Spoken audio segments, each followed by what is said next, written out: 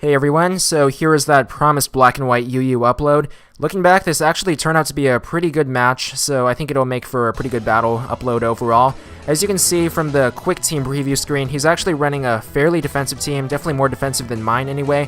I personally prefer bulky offense myself. He's going to lead off with Donphan, and I'm going to lead off with my own Donphan. I'm just going to go for an Earthquake first turn just to get some damage because Donphan doesn't have recovery.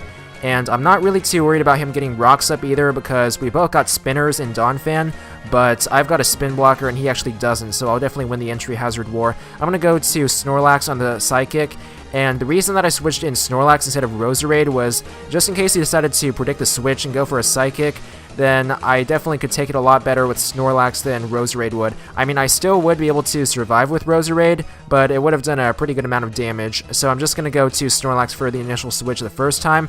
He's going to send out his Hitmontop on my Roserade, and I actually am running an offensive set, so I kind of just wanted to get off an early Sleep Powder and scout what set he's running, but he actually goes for a Fake Out and reveals his Life Orb recoil, so this is going to be the Technotop, pretty offensive set. He's actually going to double switch back out, and I went to my Donphan just to take the next attack, probably a priority, either Bullet Punch or Sucker Punch even, if he predicts the possible attack.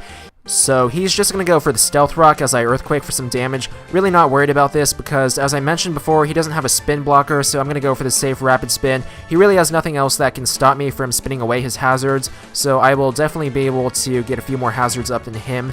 Preferably not have him get up any hazards at all, but I'm not really sure how this is going to play out so far. So I am going to go for the Earthquake again, as he switches out into his Galvantula, not to be confused with Electros, the other random electric type, because that one has Levitate and this one doesn't. So as you can see, that really doesn't take the Earthquake very well at all, so he's actually going to switch out. I was planning to finish him off with a possible Ice Shard, not quite sure if it would have KO'd, but I am running a pretty offensive set with an Adamant nature, so I'm pretty sure it would have a good chance at least. But he actually does predict the Ice Shard priority move and goes to his Slowbro to wall it. And Slowbro is, by the way, the best physical wall in UU. I don't really use it myself because it's a little more defensive than I usually like to play, although I definitely do use it in OU with a pretty offensive 3 attack set. Flamethrower for Ferrothorn is really useful. But anyway, I am going to go to Roserade this time. Since I switched to CurseLax last time, I'll have him believing that CurseLax is actually my primary Slowbro counter, and since he believes that, he'll definitely go for the Scald because that burn chance is definitely going to be a lot more useful than the Psychic would. So I'm going to go for the Sleep Powder, predicting the possible switch, but he actually goes into his Galvantula to just serve as Death Fodder pretty much, and I wasn't really sure if he would just stay in because I'm not really sure exactly if he wants to fodder it or just what he's going to do exactly, but he actually switches out to his Hitmontop as I go for the Sludge Bomb, and I assume he was thinking that maybe I was running a more defensive setup set with Toxic Spikes, and he really just didn't want me to get up any more hazards. So he actually does go for the Fake Out, and I go to Frostlass to pretty much wall it because on the initial attack, I'll definitely be able to switch in with one of my useful immunities. Plus, I am running a pretty bulky set. It's kind of custom, not really listed on Smogon, so I'll be able to survive his attacks pretty well. He's going to go into his Chansey to wall the possible Ice Beam, but I managed to taunt it, which pretty much turns it into free setup bait for Frostlass because usually Chansey's only attacking move is Seismic Toss, so it really won't be able to do anything to me. So that puts me at 2 layers of spikes now, which is really good. Gonna really put some pressure on his team to switch around. I'm gonna go to CurseLax. Victini is actually a giant threat to this team, so CurseLax is actually the best Pokemon on my team equipped for taking a V-Create after Thick Fat halves the power of Fire type damage. Anyway, he's going to switch back out to his Hitmontop, and since this does have Life Orb in a pretty offensive set, really not worried at all because that does mean that I'll be able to wear it down over the long run. I do switch into Frostlass on the predicted close combat for the immunity, and I was planning to go for Ice Beam because with the spread I'm running, it's pretty bulky as I mentioned before. I actually will be able to survive a Life Orb Sucker Punch and finish him off with Ice Beam, but he switches back to Victini, and I'm actually going to switch to Donphan this time because now that I've looked at the rest of my team, CurseLax is actually going to be a lot more useful than Donphan in this match because I'll definitely need it to take on a couple of his remaining special type attackers. So he does go for the V-Create, and it does KO Donphan surprisingly, so this confirms that it actually is a Choice Band set because Choice Scarf definitely doesn't do that much. I am going to go to CurseLax though because I couldn't switch in directly, but switching in on a free turn like this is pretty safe because I'll be able to survive and hit him with another attack. I'm going to go for an Earthquake and actually end up critting his Donphan. Now, I'm going to be forced to switch out here because both Pokemon are pretty slow, but CurseLax is slower than Donphan because he's got base 30 speed as opposed to Donphan's base 50. so I am going to be forced to switch out, unfortunately, and I pretty much just went to CurseLax because he was either going to go for an Earthquake, which I can also survive with this EV spread, or maybe go for a Rapid Spin. In that case, I definitely didn't want him to spin away the hazards I've already set up. So I'm going to go for Spikes the first turn because in case he switches, I'll get up another layer of Spikes. Plus, I can also survive an Earthquake unless he crits me, which he actually does, so that's really unfortunate here. But Donphan is considerably weakened, so I should be able to finish it off with Roserade.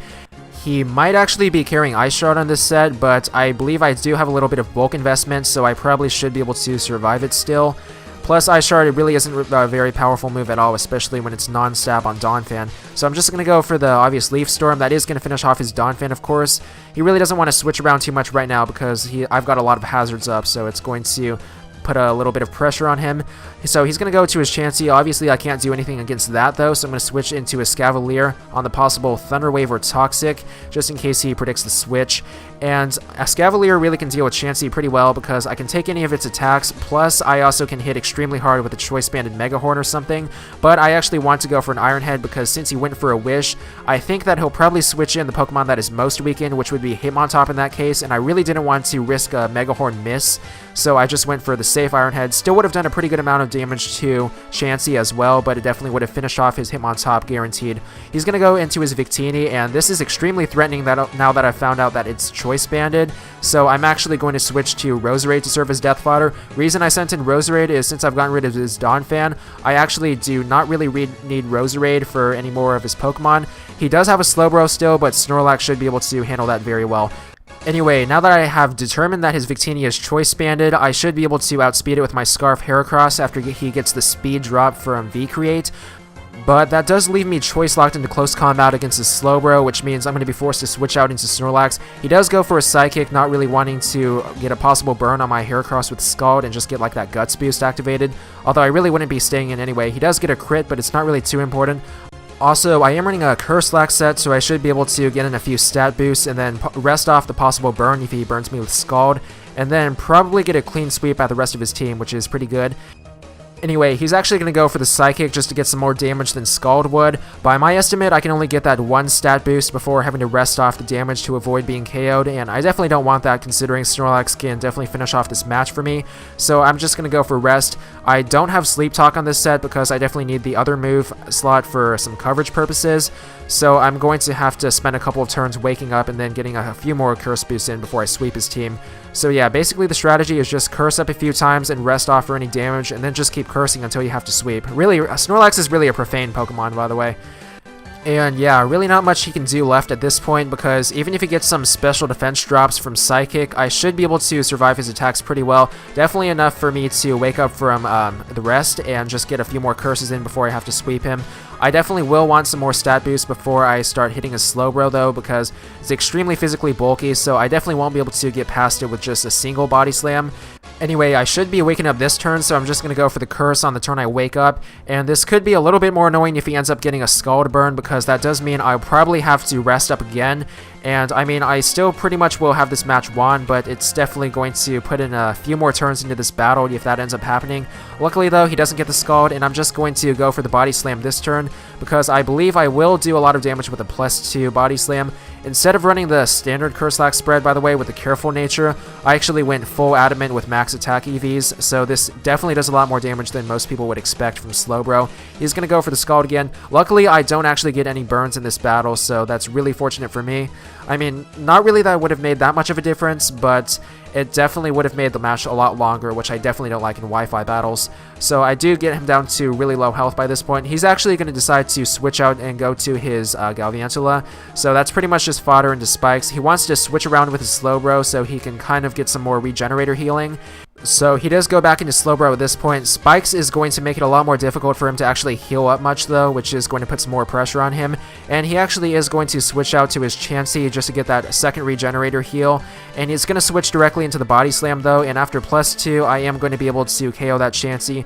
Even though it's still pretty physically bulky thanks to the Violet Stone, it's going to definitely be able to KO his Chansey at this point. So of course his last Pokemon is Slowbro, and even if he gets a Scald Burn, I'm not too worried about this because I'm just going to go for the Body Slam.